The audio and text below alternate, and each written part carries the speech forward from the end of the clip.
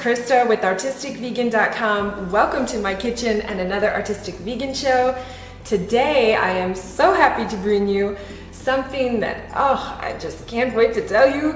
It is homemade yogurt, vegan yogurt. Now, we had not had vegan yogurt in years, and now that we can make it on our own, we can have it when we'd like. I really love it with some granola and some berry compote or some heated up berries or even just fresh berries. It's so good, and it really tastes like yogurt, so I can't wait to share it with you. So let's get right into how to make it.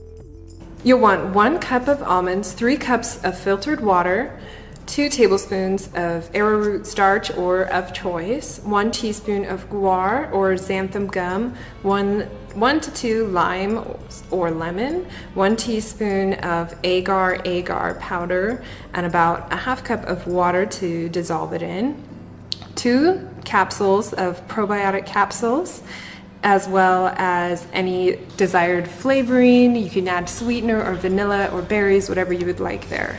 After your almonds have been soaked overnight, the next day the skins will be very easy to take off, and this makes a world of a difference in this recipe. So you'll want to pinch the fat end of the almond and the almond will fly out. It's actually kind of fun. You could even have your kids do it. And once they're off, then put them in your blender with 3 cups of water, blend it until it's completely smooth, and then put it through a sieve, and then you want to heat that up on the stove. You'll want to give your dairy-free milk a stir as it's heating up so it doesn't create a film on the bottom, and once it reaches about 80 degrees Celsius or approximately 180 degrees Fahrenheit, then you can remove it from the heat. And while it's heating up, I mixed a ½ cup of water with about a teaspoon of agar, and that is a seaweed powder, and it's going to act like our gelatin, if you will. Pour that into the mixture. I have a couple tablespoons of starch, a ladleful or spoonful of the hot mixture to mix the starch first, and then we'll incorporate it in. I have a teaspoon of xanthan or guar gum,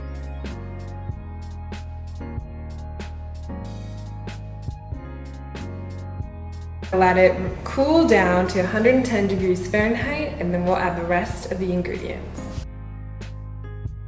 Once you get to 110 degrees Fahrenheit, you can add the probiotic capsules. I'm going for 2. Once you make your vegan yogurt, you can use a ½ cup of it to make your future batches so you don't have to keep using these capsules. Then you can also add a little lemon or lime to sour things up a little bit. If you want a sweeter yogurt, more vanilla or fruity, you can add a little sweetener. Keep in mind a darker color will change the color ever so slightly, so if you use a lighter color like maple, then that might be better here. Okay, so I'm going to place this in the oven. And the oven is not turned on, it's just in there so it'll stay nice and warm in that pot. And then in about 6 to 8 hours, I'll take a look at it, and if it's all set, then I'll place it in some jars and put it in the fridge, and we'll have our homemade yogurt.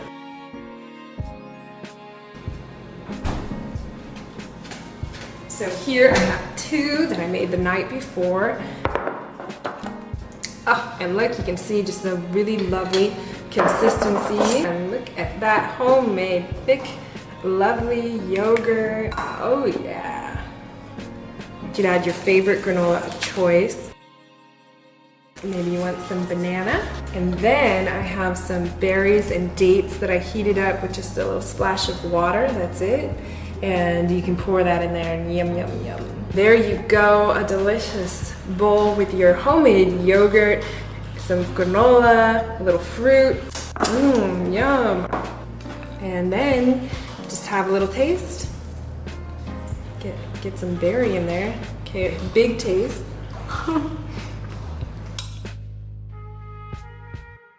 Love those heated up berries, and then the cool creamy yogurt with the crunchy granola, and I can't wait to have some banana in there too. You can get it at artisticvegan.com, and you can also see it in the upcoming meal plan series that I'm working on my premium channel. If you liked this video, please give it a thumbs up, leave a comment, share it with your friends. Maybe you have some friends who would like to eat healthy and eat a homemade yogurt. And also shout out to my friend Renee Molinary. Thank you so much for requesting homemade yogurt, and I hope you love this recipe. And if you have any requests, let me know in the comments below. Bye!